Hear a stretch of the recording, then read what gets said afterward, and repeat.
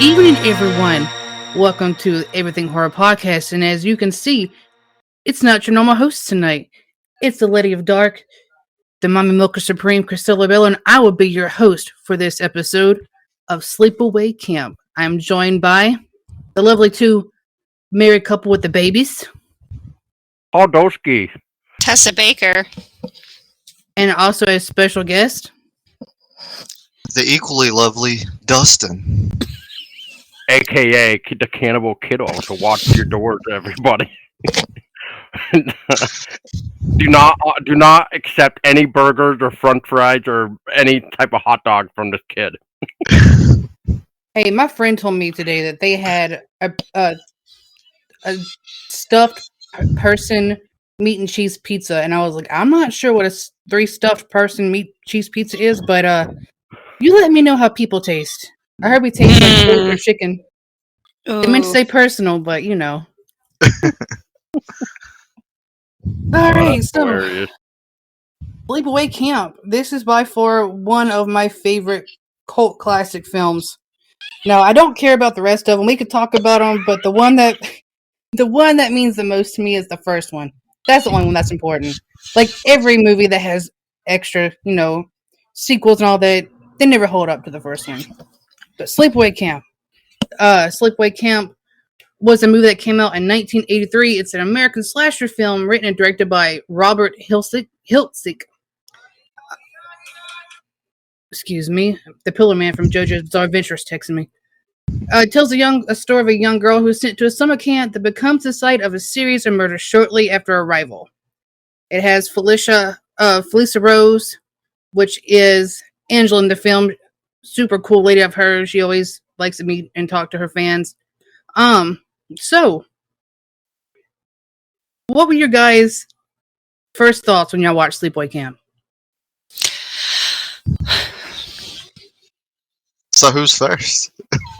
Go ahead, Tessa. I'm just gonna say, first time seeing that film, oh boy. There's one part of that film that I will officially never be able to unsee for the rest of my existence. I'm not even remotely joking. There's one particular scene of this movie that is burned into my brain for the rest of my life. I will never forget it. You're talking about the kill from the shower scene, right? No. No, I'm talking about Angela's dirty little secret revealing. A dirty little secret? What do you mean a dirty little secret? She's just an innocent young girl going to summer camp getting picked on and bullied. Innocent?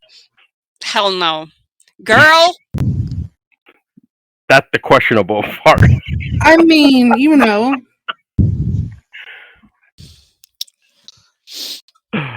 Poor Paul. Every film I've ever watched, Paul meets his end. It doesn't matter who it is. Every freaking Paul in every freaking movie just... No offense, babe. You might want to change your name, Paul. Yeah, tell me about it. I mean, not to go off topic for a minute, but I mean, it just would make the perfect joke into this, really, is if everybody remembered the Family Guy episode when the two animals are like on the ark or Nordic ark or whatever, and they're like, God or whatever is like, who, what's that? It's like, oh, that's our son, Paul. Well, he needs to go the fuck overboard. It was like an elephant and something else mixed together, but yeah. Oh, okay. Yeah, I remember it now. Yeah, yeah. I always keep remembering that. But I guess the only reason why I remember that so much is because my friend who watched it with me would always go, "Look at that, Paul, you would get the fuck overboard." And I'm like, oh, fuck you, dude. But yeah, and then afterwards, it's like every horror movie had the Paul in it, and it's just not always good outcome for me. I'm gonna find a horror movie with a happy ending for a Paul then. Well, there is the alien movie named Paul, but we're not here to talk about that. Yeah. But as for my opinion for this film is very interesting, especially for an '80s horror slasher, if I may say. But that ending is definitely just probably the bits and bones of the whole thing. Because once you just get to that finale, that's it. Even throughout the entire credit, you just see that face. Mention how happy it makes Paul and how much of a kick Paul gets out of watching me react to it every freaking time we see it, because it never changes. My reaction never changes every single time I see it. Oh, me and Chloe make a definitely meme out of it. We look at each other and make the face. Like, we'll go in each other's room and just make the face at the end of each other and hiss. That's hilarious. So what do you think about it, Dustin? What's your opinion on the first Sleepaway Camp? So the first Sleepaway Camp, this was the movie that changed my whole outlook, how I viewed movies. I bet it did. Well, this is the movie that made me love movies. It made me look into I liked movies before, but this one was the one that made me really get into the behind the scenes and the making of and the whole process that went into the casting and the financing. This is the movie that made me fall in love with everything that went into making movies. Not Halloween, not Nightmare on Elm Street, not Friday the 13th, Sleepaway Camp. It was Sleepaway Camp.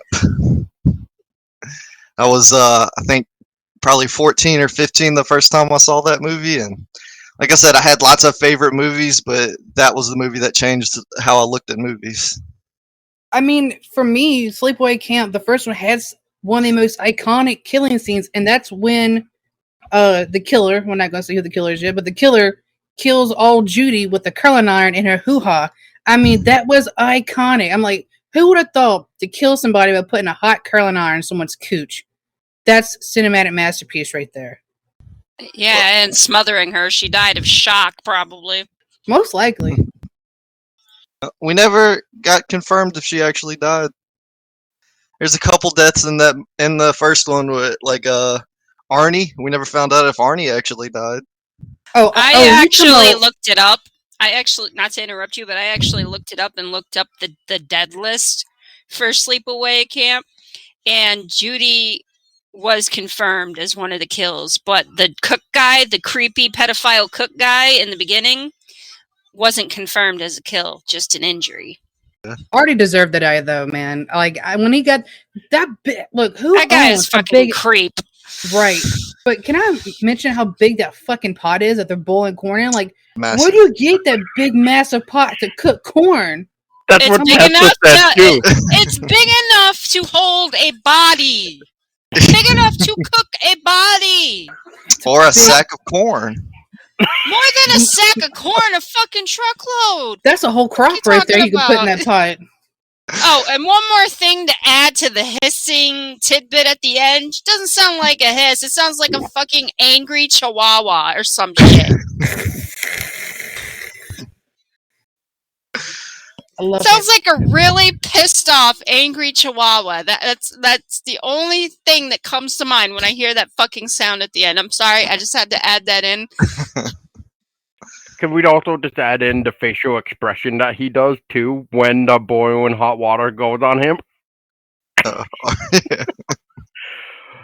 Like he just locked up. I would have been going for my face. This man just started to shrivel almost. I'm like, come on, man. You'd scream a lot more if you had that big old pot of water hit you. You'd probably go into shock. You probably would making no noise. But he deserved that. He deserved a hell of a lot more than what he got. I will say that. And we get the 10-minute scene of him just screaming, and you got the skin bubbling off of him, off his cheeks, and it's great.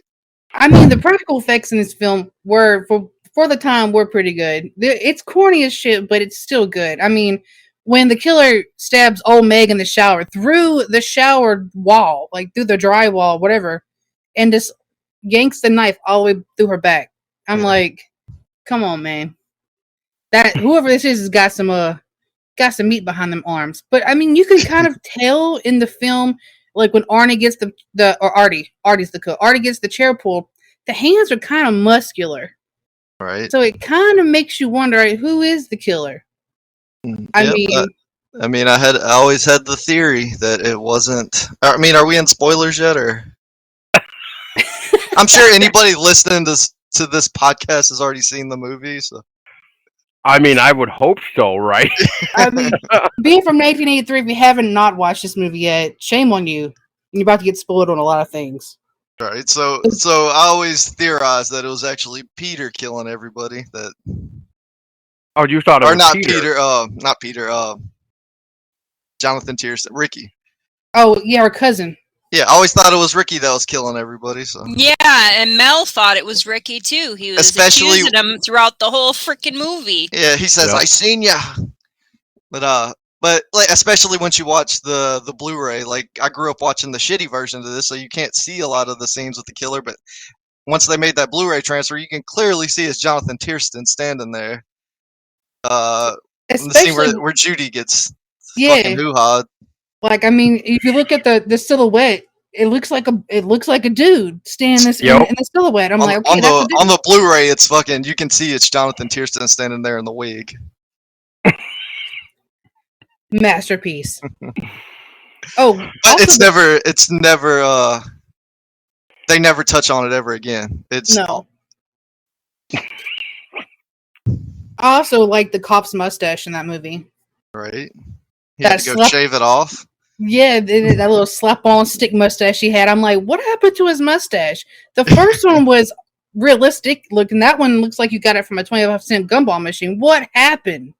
What happened to your mustache, my guy? Yeah, so I'm guessing Robert Hiltzik filmed this like scene for scene, like from beginning to end. He didn't like shoot everybody's scenes at once. So the cop like left after he filmed the first part and shaved off his fucking mustache. So when he came back, they just put some construction paper on his lip. That's what it looks like. It looks so bad. I'm like, whoa, you got some chocolate pudding up there, or what you got up there on that lip, my guy? He had a big mustache ride. I don't know what he was riding with that mustache, but I don't want no part of that. So what do y'all think about? Okay, so the beginning of the film, you got the dad and the two kids in the lake. You got the lifeguard and the kids on the boat. They run them over. Then you're introduced to Aunt Martha, and it shows the scene of where she's talking about their fitness records and how they have to keep hush hush, and she actually did them for them because she's supposedly a doctor. So, and if you watch the film, you know who Angela is and all that. Do you think that Aunt Martha, because she was like, we already have a little boy, we want a little girl. So do you think what she did to them was what caused them to go like the way they did, that route of having a fun time at camp? Yeah. Remember what Aunt Martha says at the beginning? What she says to Ricky: "Make sure you protect my little girl, Ricky." Mm-hmm. Goes back to my theory. So. Well, you're right. It's true. And I mean, the thing is, Ricky never acknowledged Angela as a boy. It always was he treated her like a girl. So did Ricky not know that Angela was actually Peter this whole time? I don't think that Ricky knew that Angela was Peter, because if you guys remember, in one of the flashbacks, the aunt was holding up a girl outfit, and like you said, Chrystello said, we already have a boy. We don't need another boy. I've always wanted a little girl. I've always wanted a daughter, and holding up this girly outfit. So what I think is when Ricky came home, Peter was already dressed up as Angela. I think Ricky probably knew that Peter was Angela, because there's that one at the beginning of it where Peter's dad says they're going to see Aunt Martha, and he asks, "Is Ricky going to be there?" And Angela's already older than Peter at the beginning of it, so I'm assuming that Ricky they all knew each other. Or maybe he's just too young to actually maybe remember, or he's been around Angela for so long that he just sees Angela as Angela and doesn't see them as Peter. Yeah, That Yeah, too. I think he Yeah. does see it as Angela, but I really do Yeah. think. Oh, go ahead, Paul. Oh well, just for like basically like a remembering of a scene, but are we also talking about the scene where like during the flashback where it's Angela and the boy there like on the bed, Ricky on the bed No, as that's well? Peter. That's Oh, that was Peter and Peter. Angela. it's Yeah. Peter and Peter Angela. and Angela. Okay, yeah. So And Peter's pointing at Angela, and the viewpoint starts to shift to where Peter's sitting, it starts to turn into Angela because right. there's some fighting conflicts, and I guess their mind about who are they actually supposed to be. I don't see. I don't know. I mean, I want to say I kind of want to agree with Dustin that he did know that Angela was Peter basically and whatever and stuff like that. But like I don't know. And then at the same time, it's like maybe not because just because of maybe how young they were that they could have forgotten. Maybe I don't know. I mean, it's a possibility. I mean, this film, despite the ending, it goes into a big like. I like it because it goes into a psychological kind of thing of like you've got this kid that was a Mhm. boy that their aunt wanted him to be a girl, forced him to be a girl, present themselves as a girl. Then had the flashback when Paul was trying to, put the smooches on him, and she has that flashback of her and her brother seeing her dad in the bed with another man, which in 1983 that was super controversial. You didn't really see a lot of stuff about LGBT and all that in films, and how she freaks out and gets up and runs away. It's like she saw that and she didn't want that to be. I don't know if that was something like she didn't want that for her, because deep down they knew they were a boy, and it was the same thing that her dad was going through, or it just freaked her out. But there's a lot of psychological mind games that are being played with inside of Angela because of what they went through and what they having to be portrayed as. So I found that really interesting. I don't know if anyone else kind of picked up on it, but I thought that was a really interesting thing for a film of 83 standards to kind of bring up in a slasher film. Yeah, I did pick up on that. Do we know who the little girl was that got run over by the speedboat with Peter's dad? That was Angela. That's what I thought. That's Yeah, Angela. so maybe maybe Angela and Peter, when they were like little or whatever, looked almost, I don't know, identical in a way. So maybe when Peter assumed like the persona of Angela, maybe that played into it somehow. I mean, I don't know. It's possible. I've seen it done in other movies with like kids that are almost basically twins in a way. I mean, I do feel like I'm trying to think of all the other memorable kills in the film that were in there. I do feel bad for the kids that went on the camping trip that she little slaughtered. bastards threw sand on her. Well, that's true. That's true. They did throw Oh, sand on when she was drowning. the ones that got hatcheted Yeah. in their sleeping bags. My thing was how. Oh, go ahead. That was an interesting take on a sleeping bag kill. I just don't know how she got so everywhere so fast. She's almost at like that Jason Voorhees travel speed. Almost like it was more than one person. Right. It was like at one point you thought that it was Ricky and somebody else, or her and Ricky working together at a point in time, because you're like, how could she be everywhere? Here, these kids are sleeping in these sleeping bags, but then you show she's back somewhere else. I'm like, you got that Jason Voorhees travel or something? Can you just snap your fingers and teleport? Because you're moving awfully fast. Faster than I could through the woods. Remember at one point when I was a kid, I used to think that Mozart could have killed a couple of these fuckers. Yeah, because he did pull a knife out at one point. Yeah. It's his knife that kills Meg. Oh, I didn't realize that. Yeah.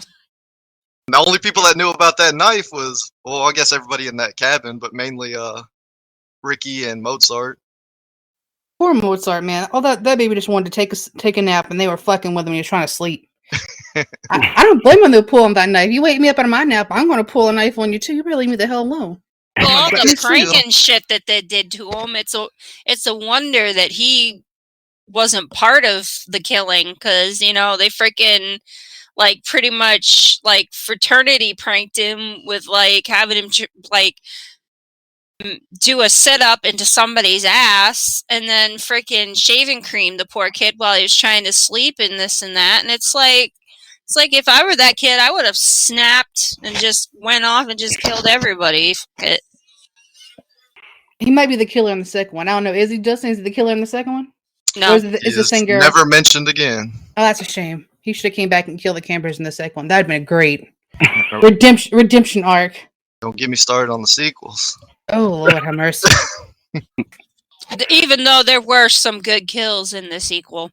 I do love the sequels. Not Return. Return sucks.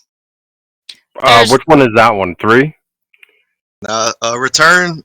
Robert Hiltzik, he hated the second and third one. That was made by Michael Simpson. And so he decided to make his own sequel directly after. It was supposed to skip the 2 and 3 and take place directly after 1. And it brought a lot of the same cast back. But that one's the fucking worst one out of all of them. Is that the one where Angela's singing with the guitar? No, that's the number 2. That's the Pamela Springsteen, Angela. Okay. Bruce Springsteen's little sister.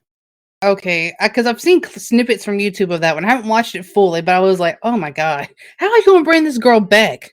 I have a theory about that one, and I'll just jump into it real quick. But I think that after Angela goes to the insane asylum at the end of the first one, this other person, who's actually a female, assumed the role of Angela for 2 and 3 and snuck out. That's why they look so different.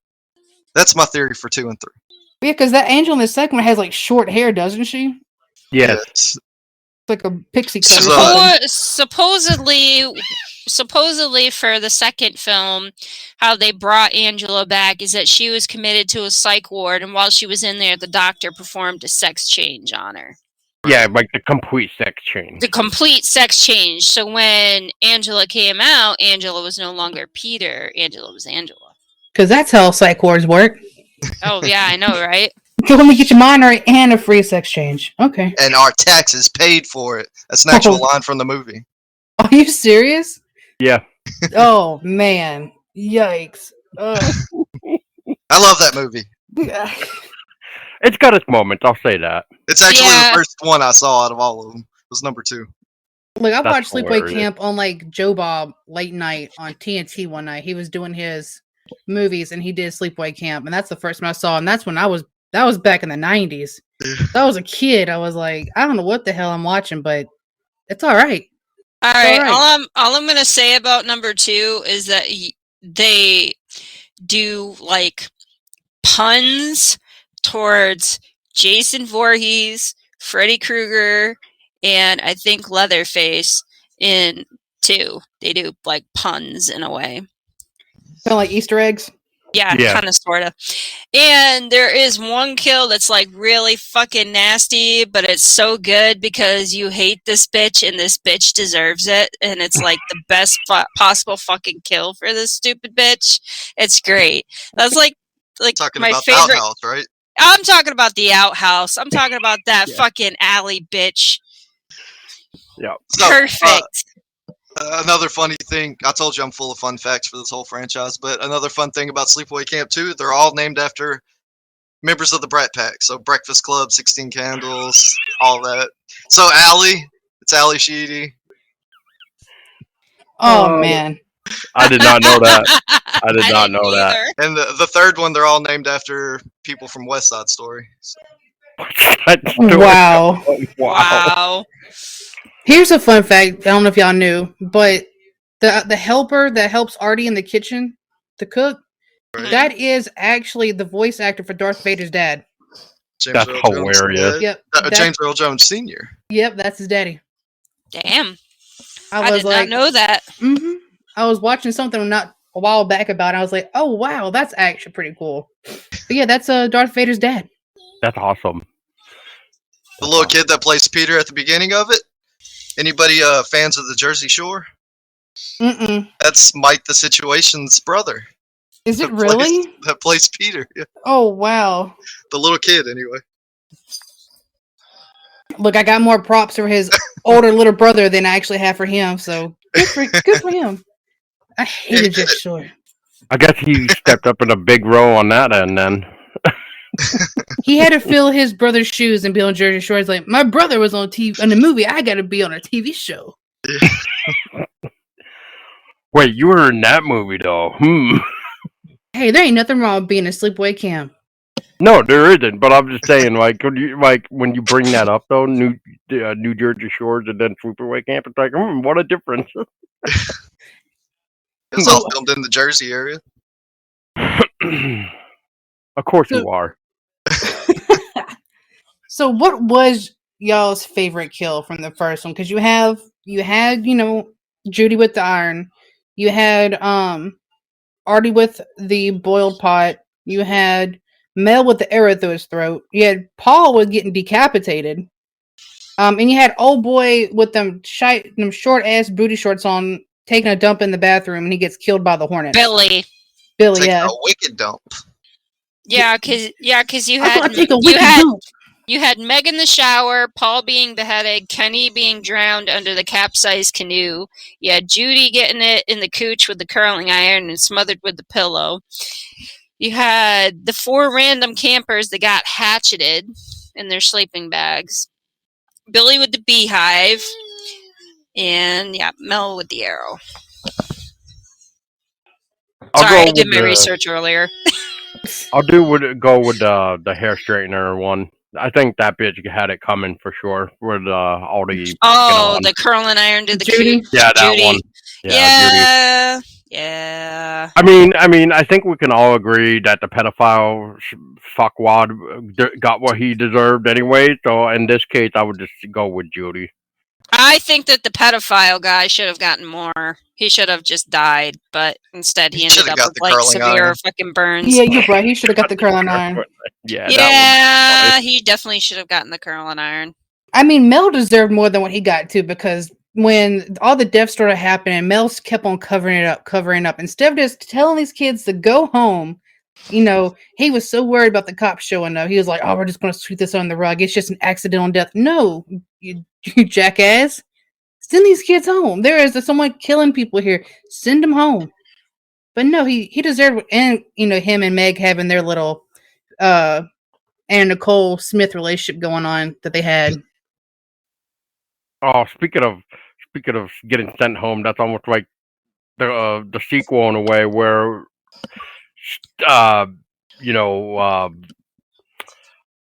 what's her? Oh God, I forget what they call her now in the second one, but I know she's under a alias name. But it's like when huh? She still goes by Angela in those. Sorta, but she's still not. No one ever puts the connection. No, but okay, so, but it's like when Angela sent that one camper sent, and I'm saying that with like quotation for everybody listening, is like she got sent home, and everybody's like, well, she's lucky that she got sent home. It's like, yeah, only if you knew there, bitch. She got sent to the farm, not to the home. Yeah. Far away. She went to the happy farm where everything is nice and rainbows and sunshine.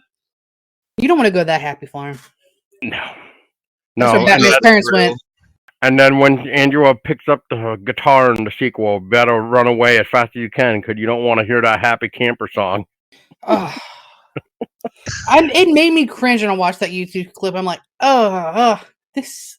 2 and 3 are more like spoofs of horror movies than just like the first one's more of like a whodunit slasher, straightforward. 2 and 3 is more of a spoof of horror movies. I guess when I watch, I have to see it like that. Yeah, I mean, there was some part where Sleepaway Camp kind of reminded me of I want to say it was the first like Friday the 13th of the whole like who did it, who done it kind of thing. Just because all those weird little uh, shots throughout the first film, especially since it was being in first person and stuff like that. Like you didn't really know who was doing all the killings until the very end. Even though, like in this movie, there were some questionable shots as this almost looks manly, and then you get like the same thing happening in the first Friday the 13th, but then you find out it was Pamela, Jason's mother, that was doing it. It's like, well, then what the hell? Why did she look so manly? And in this case, it's like Angela. It's like, how the hell did she become so manly looking? And then all of a sudden, she's like, yeah, I'm just quiet. It's the quiet ones you gotta watch out for, though. The quiet ones are the ones that'll get you eventually. Yeah, it is. Case in point with Angela. But no, I really enjoyed the first one. I really did. Like so the second one and the sequels, I was just like, there's nothing can hold a flame to the first one. The first one just holds a special weird part of my heart. I don't know. I guess it's because that ending threw me for a loop, and it always will. Like I know it's coming, but I still am just like, and I can't help but laugh. I mean, I give props to the guy who was naked for that scene because it had to be really cold that night. God bless him. But it had to be cold on that set and that lake because But hey, got him drunk and gave him $100. Told him to put a mask on. And that's about it. I mean, I'll get naked for $100 if I'm drunk and I have to wear a mask. No one's gonna know who I am. Let's go for it. $100 is $100. I ain't saying I'm cheap, but that's an easy gig. Yeah. And I'm immortalized forever in film. Don't know who I am, but I'm immortalized. So, hey. if you look all the way in the background on that ending scene, you can see Felissa Rose changing her clothes all the way in the background, like below the heel. You can see her arms going up, taking her shirt off and stuff, like changing for that scene, while the college kid has a Felissa Rose mask on. Okay, now I'm gonna have to go watch it and pause it and see if I can see that on camera because I never paid attention to that. It's all the way in the back. I'll have to see. Oh man, like I will say that one of my favorite characters is oh boy, that's one of the counselors. He wears super tight red shorts. I mean, those shorts are almost like booty shorts, like underwear. Ronnie? Yeah, Ronnie. Ronnie's one of my favorite in the background working out. Yeah. That man right there, he was my favorite characters. The Fonz of the camp right there, them tight ass red shorts. They get him back for the fourth movie. Oh, do they really? Yeah, he reopens the camp. Oh Lord, he should know better than that. Come on, he's now. the only good part of that movie, the fourth movie. I bet so. Does he wear them tight red shorts again? He does not. He wears jeans. That's a shame. He just ruined it for me. I mean, you left nothing to the imagination to my young eyes when I was a kid. Now you got pants on. You ruined it.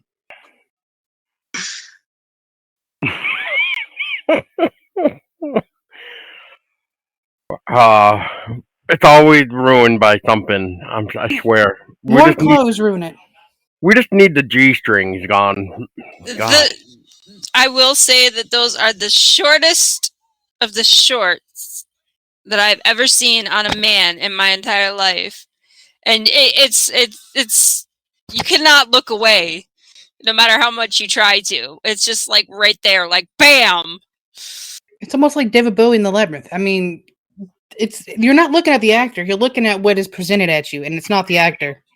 For the cod piece. You're right. And oh my, with David Bowie, don't even get me started. Don't get me Goblin started. King. Don't get me started on that. Give me the vapors. I told you last time. Give me the vapors. Talking about David Bowie. Oh no! It sounds like Chrystello and Tessa need to talk David Bowie for an episode. That'd be a 2-hour long episode. That's gonna be a long episode. That's all right. Ooh wee. We could just go back and forth, bouncing off each other about David Bowie. Oh man. All it's gonna be is the word David Bowie, and it's going, oh, Lord have mercy, for like 2 hours. That's gonna be an interesting podcast. That will be an interesting. No, because I haven't seen the other Sleepaways. If you guys want to talk about your favorite ones past the first one, you guys are more than welcome to. I will listen and let you guys talk about them because I know that Dustin loves them. So, and I don't know nothing really about them except for snippets I've seen on YouTube. So, if you guys want to talk about which one and order of your favorites or which ones you like the best, you guys go ahead. Honestly, I'm not prepared for I'm not prepared, but I will say that the porta potty kill of Allie, the camp slut, is like the best in number 2 because she gets stabbed in the back twice with a knife and then gets her ass shoved into a disgusting, filthy, putrid porta potty and gets shoved under with a stick and drowned in a fucking porta potty. It's like fucking brilliant. Every time she comes back, she's got like a little bit more shit and piss on her, and then in the last one, she's got leeches on her and leeches and shit. It's like it's like the perfect ending for this bitch. Okay, from all the wife sucking she had done. Yeah, yep. Yeah. You go right ahead, Dustin. Your turn. Okay. I think I was gonna say, Dustin, this is all you. I still have yet to see 3 in Revenge. So the sequels are weird. You got the Unhappy Campers is number 2. That was made by Michael Simpson. Teenage Wasteland was number 3, also Michael Simpson. They were filmed back to back, 88 and 89. They were filmed in the same weekend. They were released separate years. And then you got the 4th one, which was in 1990, I think, which was called Survivor. But they ran out of funds with it, and they were like, this movie fucking sucks, so they just stopped shooting it. But there is still about 20 minutes of footage of that, so that's pretty cool. And then in 2000s, Sleepaway Camp started to get popular again, so they came back for Return to Sleepaway Camp with Felissa Rose, Jonathan Tiersten, Paul D'Angelo, Robert Hiltzy back writing and directing it, and that movie fucking blows, as I said. And then they were discussing Sleepaway Camp Revenge, I think, which was going to have Drake Bell in it, which that fell through. I'm glad it did.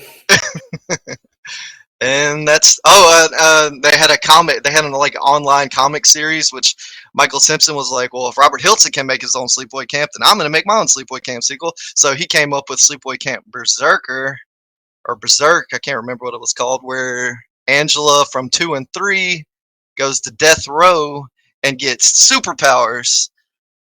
Which, if I remember right, she gets superpowers from being electrocuted, but I found the comic recently, and it was changed to lethal injection. But it was supposed to be like full-on telekinesis, carry Angela. So, but it never got funded either.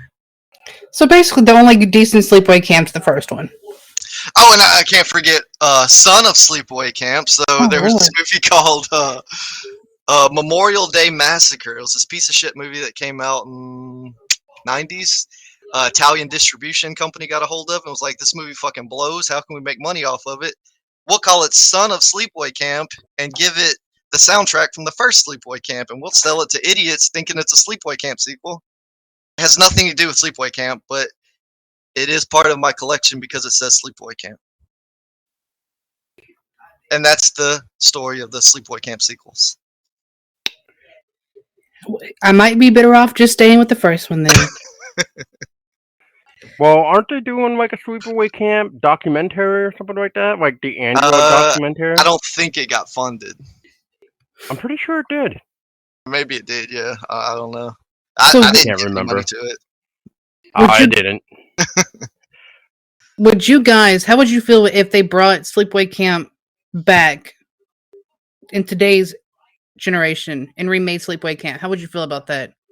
Would you be okay with it? So we're talking like remaking it, right? Like if they were to remake it? Yeah, like if they, how they do, like, brought back, they remade Nightmare on Elm Street, they brought back Jason. If they try to revamp the franchise and start off with the first one again, but for this generation, how would y'all feel about that? To me, if they did it right, it'd be okay. Yeah, I could agree with that. Yeah, I'd be on board for a remake, but they would have to. They couldn't make it serious. They like to make these movies serious and give these deep backstories and stuff, and it's not needed for a Sleepaway Camp movie.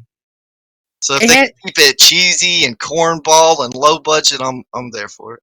They also have to bring back Felissa Rose for something. She has to make a cameo somewhere in it. That's like my own stipulation. She has to, I don't care if she can be the camp owner or the head counselor. She could be But she crazy has to Aunt be- Martha.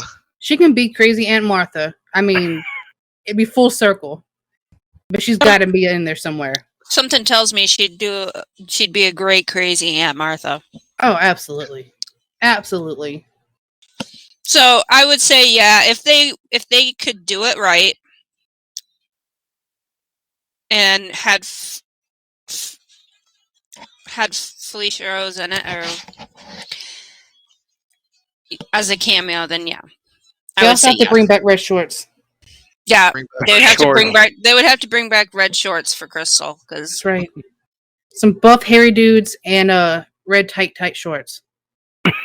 Leave nothing to the imagination from me. I want that magic again. They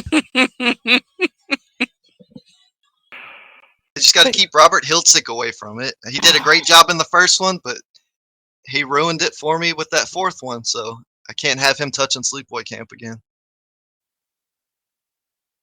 I mean, Yeah. I feel like that's a lot. Like happens a lot though. Like I mean, even with other films, with the original people come back to direct or produce it, they somehow, even though it's their love child, they still mess it up somehow. They still fuck it up, yeah. Yeah, I'm just like, how? How can you do this to your own creation? How? But that's another topic for another day. So would you guys recommend this to some people if they've never seen Sleepaway Camp? Would you recommend if someone's like, hey, I want to watch a cheesy '80s horror film? Would you recommend Sleepaway Camp to them? Oh yeah.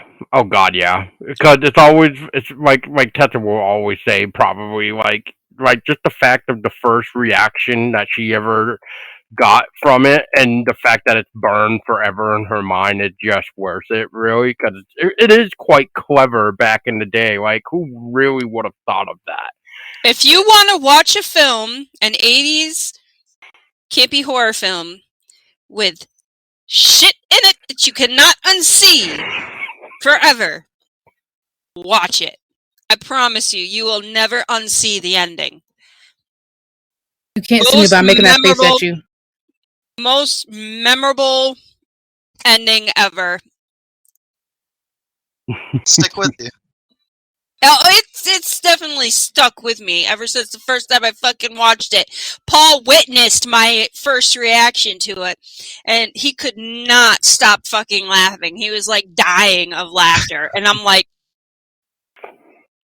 was like, I see Felicia Rose in a totally different light now. And she didn't. And she, I don't think so. Anyway, but as far as I know, I don't think Tessa or Satan's Playground yet either. So yeah, Satan's and that's Playground? another good one. You've Yeah, never seen Satan's Playground. Oh man, you need to watch Satan's Playground. No, I've seen it, but I don't think Tessa has. You need to watch that, Tessa, if you have not seen Satan's Playground. We have so many movies over here. Or Teeth. Have you seen crazy. Teeth, Tessa? I've seen Teeth, Crystal. Okay, I've definitely seen Teeth. Good. Okay. Good. I feel bad for every male on the planet that comes into contact with that girl. Vagina dentina.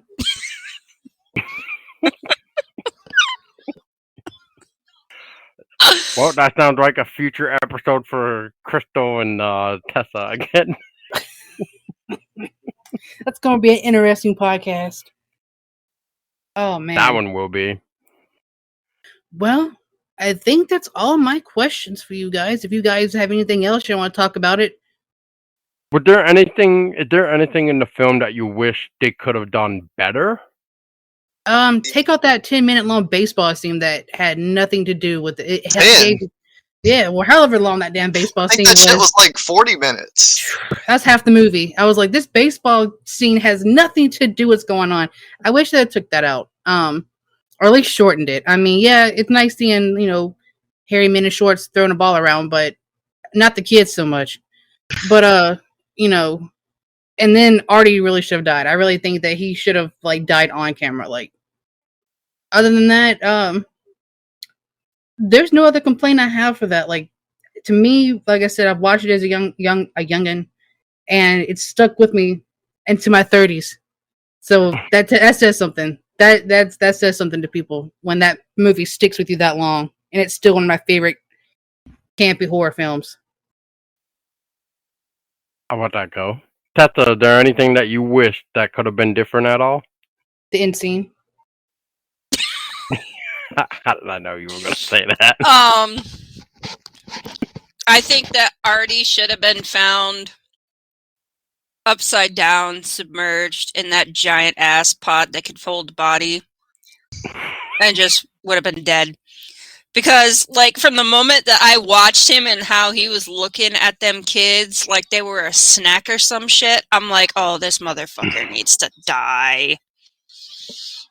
And when they didn't kill him, and he just got severely fucking burned and probably maimed for the rest of his life, I'm like,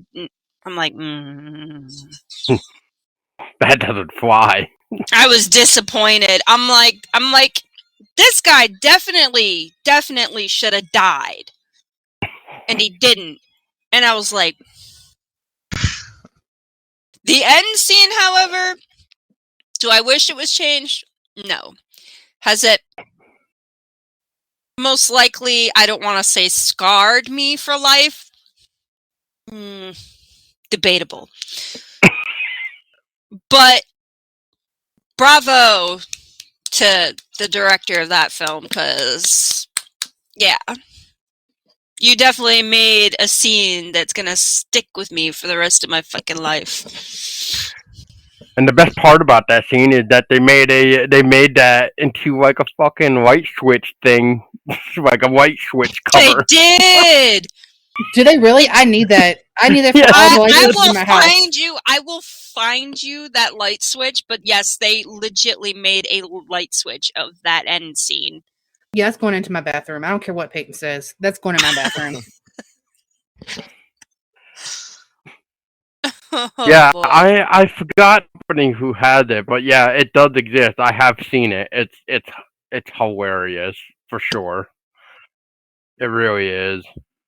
And I guess, Dustin, is there anything that we haven't said that you wish could have been changed or something? The only thing I would change about the movie is it got slightly edited, not too bad, but a lot of those scenes aren't even on the DVDs. Like some of the kills are extended and everything, and they had to cut all that out from the ratings board to get the R rating. Oh my god, I found it. Yeah, me too.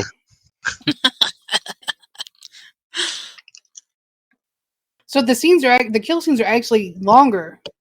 Yeah, slightly. Like the scene where Kenny first comes out of the lake.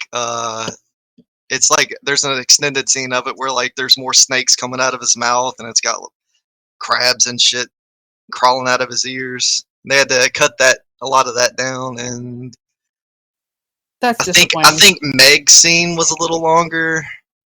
I might be wrong about that. And the scene where the dude gets the beehive, it shows a little more in the original. Yeah, honestly, that beehive scene I think was like the weakest one out of everything else. I just felt like it was just so I don't know. I can't think of the word right now, but like when you're shaking the nest, like I was expecting more. You know, that was a real beehive too. It was a real beehive, real bees. They had to hire a bee wrangler and everything for that scene. Okay, so just real quick for people listening, unfortunately, you ain't gonna be able to see it, but I will tell you right now, I will pop the link to buy it for sure, so that way you guys can see it and everything. Which one did you find? I found this one right here. So here is the light switch, ladies and gentlemen. Oh my god, that's amazing. It's on a site called forevermidnight.store. The link to this light switch will be in the description of this episode. But yeah, I just wanted to show. Yep, that was the one that I found too. That's amazing. Yep. So $10, Crystal. There you go. Oh yeah, this is going in my bathroom. I guess and for your 6 light switches there, Crystal, that you said, you can pay in the 4 interest-free installments since it's over $50. So you can get a light switch for every room. Oh man, that's tempting. But I'm gonna show you. So here's the on switch, and then here's the off switch. I will say that this is misleading. It's quite bigger on the light switch than it was in the film. It's not as cold in your bathroom. Well, that's true. I always keep the heater on, so I mean, nice and cozy.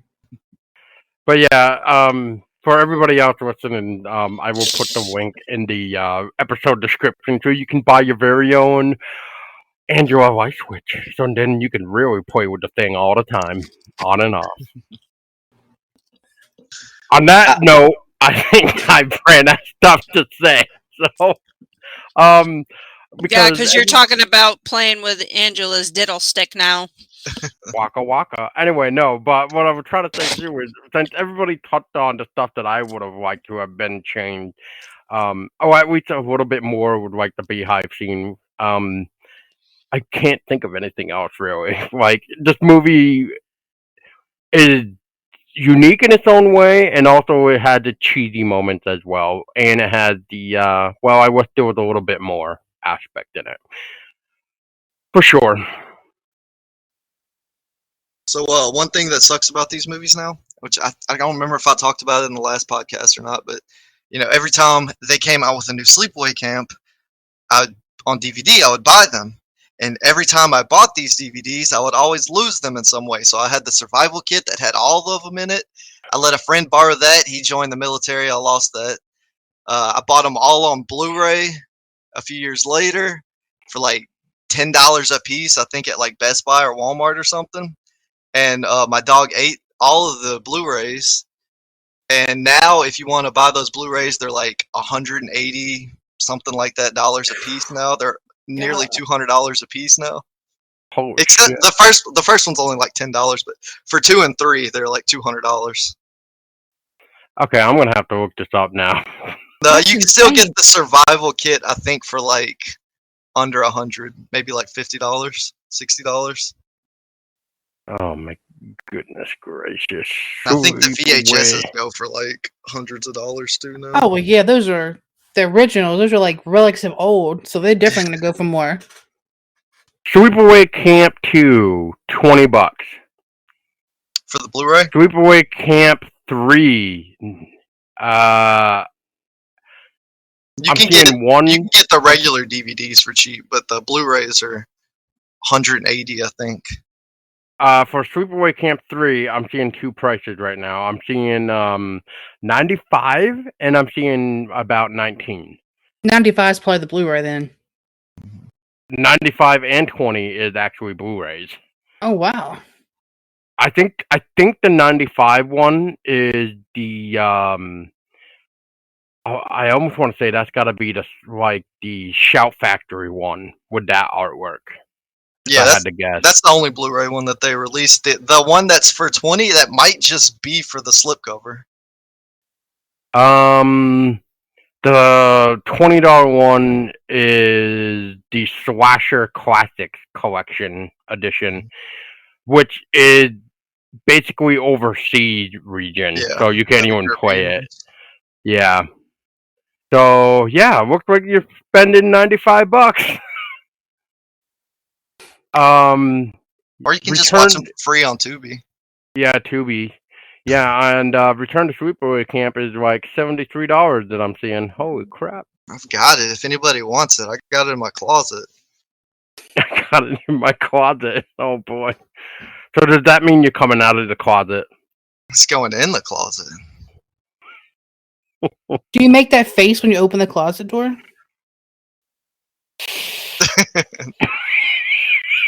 That's amazing. All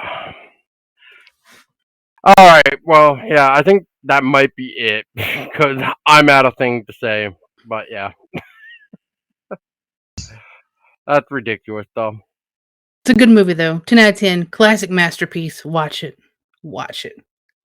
And if you don't watch it, then I really hope Angela does not come busting on your door with a beehive or Or a something. curling iron. Or that. Or sounding like an angry chihuahua. I have that at the house already. That's me. Yeah, that's true. That's true. She will May. bite everybody that She comes will. through that door. She will. She'll try at least. Well, I hope she doesn't bite us, but that's a whole different story, I guess. I mean, you never know.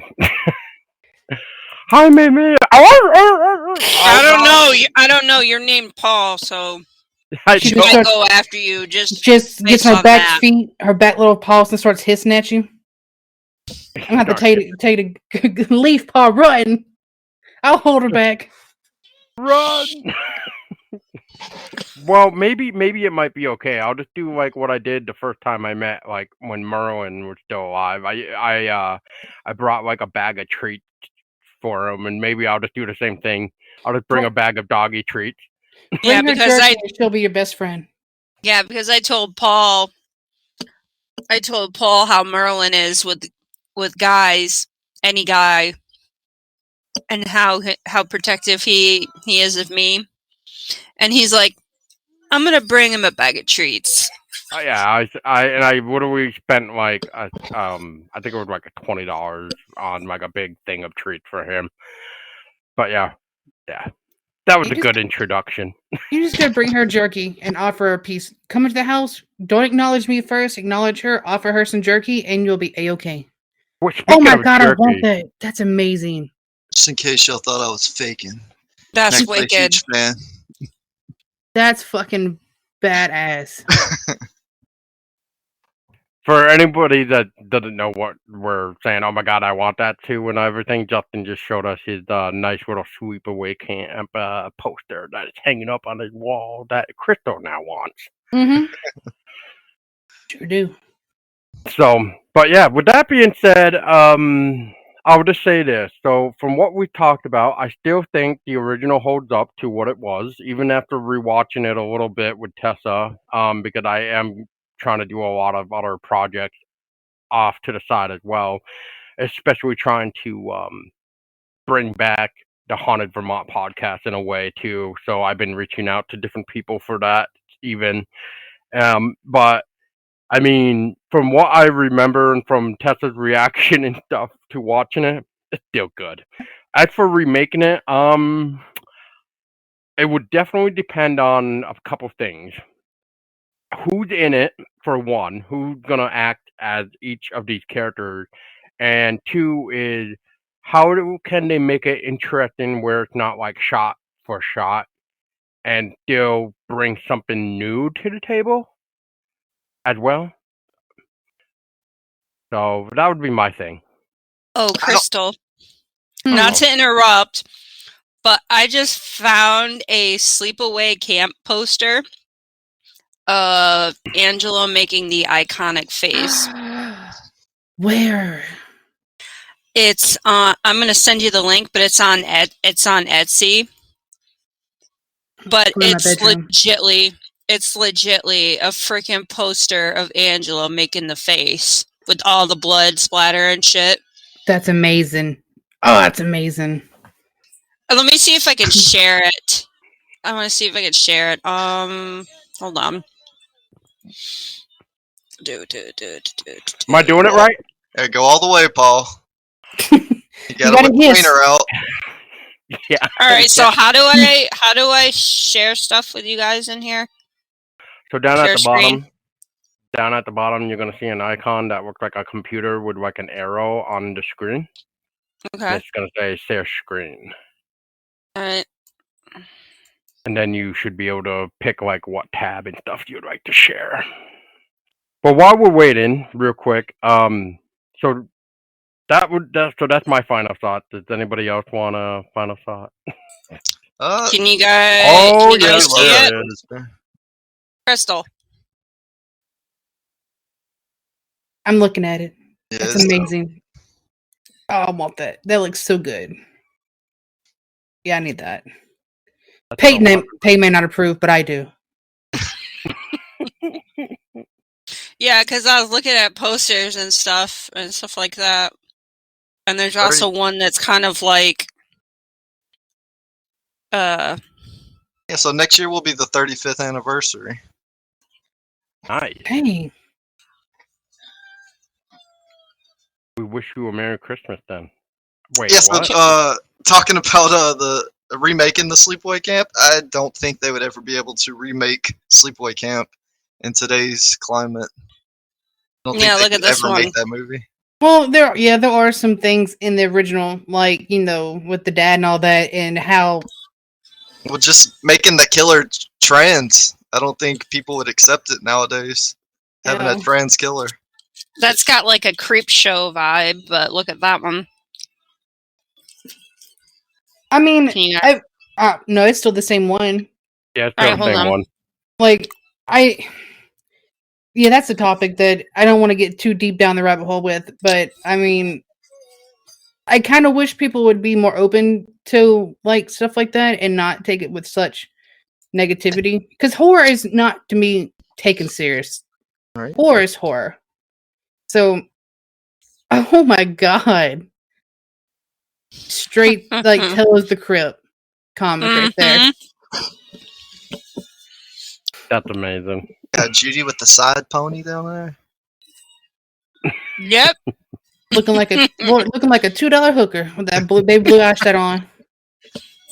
Oh, baby. Oh, one thing I do want to mention. With Judy, there was Jeff Hayes who did the Sleepaway Camp website back in the 2000s, which kind of rebrought it back to like the popularity of Sleepaway Camp and everything, and got the sequels made and the DVDs made. They actually did make a Judy short film where she survived after being attacked with the curling iron. And I cannot remember anything about it other than she survived and grew up and became. I think she's like getting chased by a killer or something in that movie too. I can't find it. I can't find it anywhere. That's crazy. That's cool too, though. I like that. Oh man. Then again, I'm a sucker for Tales of the Crypt comics. But well, guys, I think I have ran out of every little tidbit and everything I can possibly say about the first one. No, I have. I know Tessa has. Yeah, I have said everything that I needed to say about that film. It's definitely memorable, and I will never forget it. And that's what makes the movie great. And I got a refresher today. I'm just going to spam your film with Angela pics of her making that face. She's gonna wake up and see a face. I'm just gonna like spam you with Mr. Red Shorts. I'm A-okay with it. That seems like I'm getting the better deal of this one. I would say start spamming her with Mr. Tickles. Oh, don't do that. Don't send me tickle pictures. Please don't. Mr. Tickles, no! No, Mr. Tickles. Ugh. Oh, I hate that damn game. Yeah, and that's gonna be another episode probably down the line. Maybe, I don't know. Well, we're gonna redo Outlast. Did we do Outlast 2 one time? Yeah, we did. We did. Yeah, but they're making the third one. Oh no! It's called Outlast: The Trials. Oh, they've been talking about that. It's actually more being talked about now. So there's like supposedly gameplay footage of it or whatever, but I kind of lost interest with that series.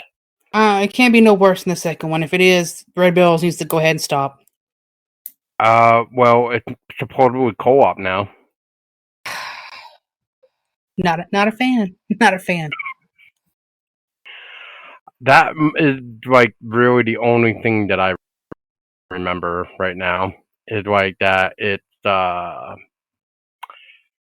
co-op and that this is supposedly supposed to be the finale, supposedly, but I'll believe it when I see it, you know?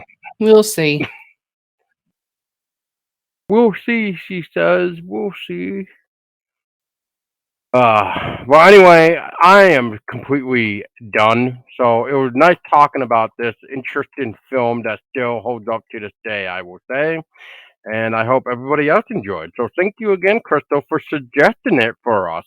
Hey, you're welcome. Always like, making, requesting the ones that make you really uncomfortable. It's my cup of tea. And if I happen to have dreams about Angela Baker, I'm calling you. Well, prepare for hissing pictures when you wake up in the morning. Well, guys, Oh boy. if there's Angry nothing else, Chihuahua pictures. just pictures of angry Meme. What are you talking about? You thinking about Angela? I'm just going to send you pictures of Meme yawning. Well, I think that's it. Unless everybody else, like Dustin, do you have any final thing that you would But like to I talk love about? May. No, I think we touched on everything. I always love talking about sleepaway camps to people. Can you and define the way that you just said touched on everything?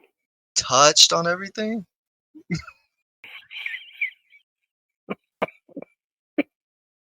Everything? Tessa got it. Oh, that one almost went right over my head. You dirty bastard. Oh, I can say a lot of things right now. You naughty, naughty boy. All right, guys. Well, I was your host, Chrystello. I'm gonna get out of this conversation because now I'm getting comfy. So when my feet start to sweat, that means I'm getting uncomfortable. Well, Crystal, definitely a pleasure to have you host this fantastic episode. So thank you again. Yeah, it was definitely memorable. Always when we get together, there's some weird shit that's me and Sarah talked about, so it's always fun. And Dustin, it's good to have you on as well. So is it safe to say that you're part of the crew now? Sure, yeah. Anytime you guys want to talk about shitty 80s movies. What was that?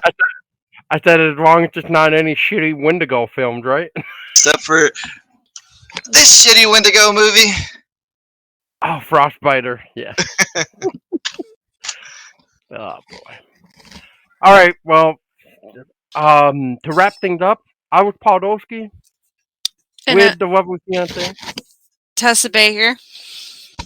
and we were joined also by the handsome cannibal kiddo himself, Dustin Walker. and well, we got the lovely ghoulish crypt lady of the dark underwood, Mommy Milker Supreme. I was just gonna say Mommy Milker Supreme.